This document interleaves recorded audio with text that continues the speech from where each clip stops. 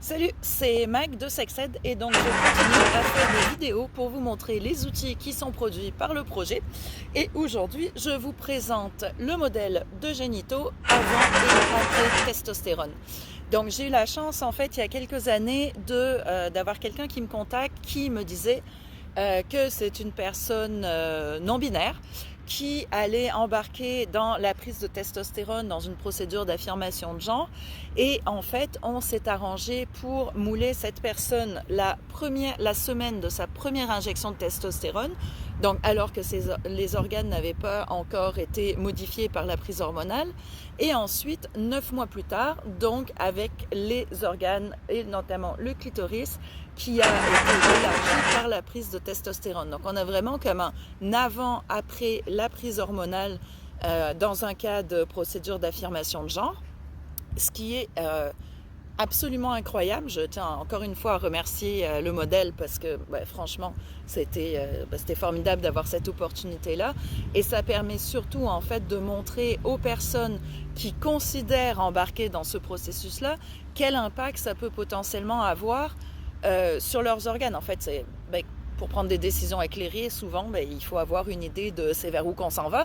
Puis le mieux pour savoir vers où on s'en va, c'est avoir quelque chose qui va le montrer. Or, c'est pas partout qu'on a accès à des modèles qui permettent de voir un avant et après la prise de testostérone.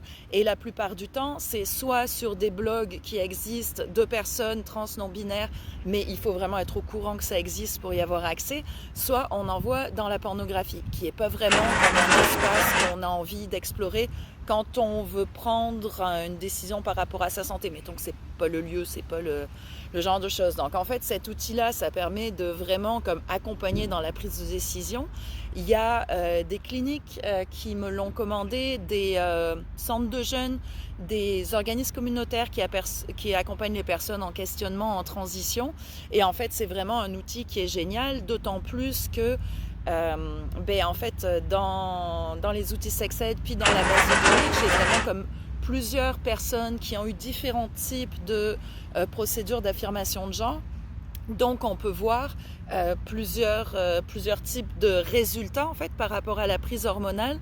Et je trouve ça extrêmement aidant. Puis j'ai même des fois des gens, des individus qui m'ont dit « Mag, est-ce que je peux accéder à tes données? Est-ce que je peux passer dans ton sous-sol pour voir à quoi ça ressemble? » Parce que je considère embarquer dans ce cheminement-là, puis j'aimerais ça, prendre une décision éclairée.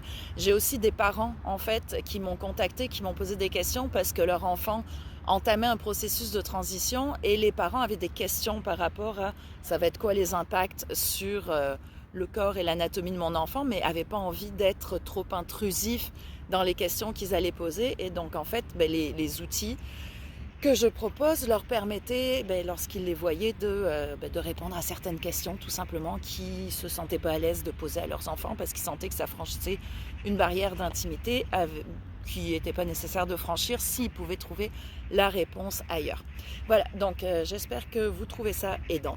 Et je travaille très très fort à rendre ça disponible sur la base de données en 3D pour que il n'y ait pas besoin de les acheter, pour que ce soit gratuit, pour que ce soit consultable par les gens du grand public et pas juste disponible pour les professionnels de la santé.